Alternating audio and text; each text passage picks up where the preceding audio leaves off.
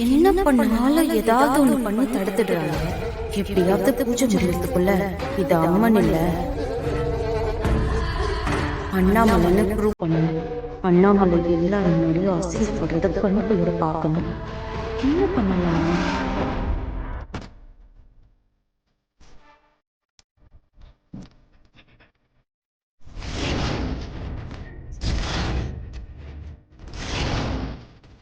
இதுல இருந்து எப்படி தப்பிக்கிறாங்கன்னு பாப்போம்.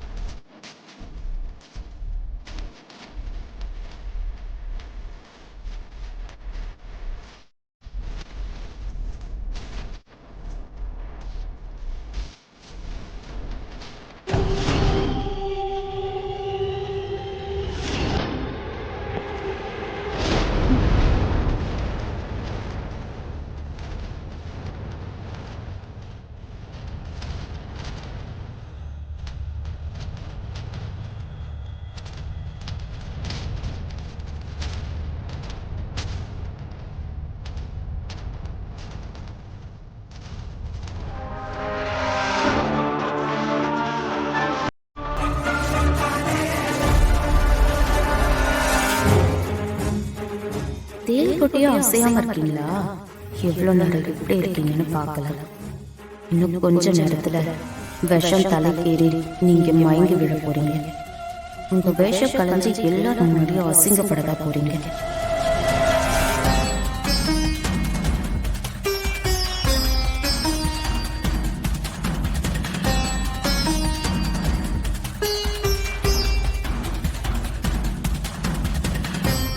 நல்லா கும்பிடுங்க. இன்னும் கொஞ்ச நேரத்துல தெரிஞ்சிடும் உண்மை என்னன்னு. ஐயரே, மந்திரத்தை பொறுமையா சொல்லுங்க. அப்பதானே எல்லாரும் சந்தோஷமா இருப்பாங்க. என்ன இவ திடீர்னு நல்ல மாதிரி பேசுறா? என்ன பிளான் பண்றான்னு புரியலையே.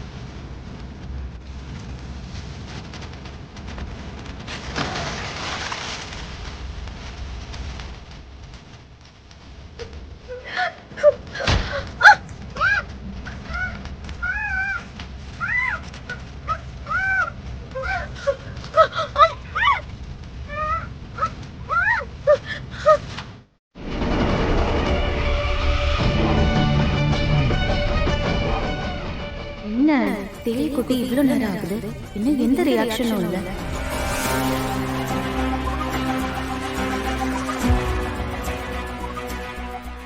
வணக்கம் சார். வணக்கம் சார், உங்களுக்கு கால் பண்ணது நான் தான். பாருங்க, அங்க சிலையே இல்ல. என்னம்மா சொல்றீங்க? இதோ கண்ணுக்கு முன்னாடி சிலை இருக்கு. சார், அது அம்மனோட சிலையே இல்ல. எல்லாரையும் ஏமாத்துறாங்க. அங்க சிலையா உட்கார்ந்து இருக்கிறது அண்ணாமலை.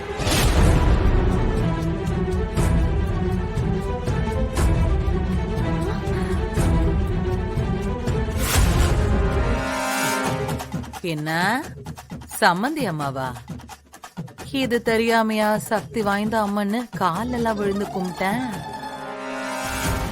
இங்க நடக்கிறத பார்த்தா கண்டிப்பா நம்மள அசிங்கப்படப்படுறோம்.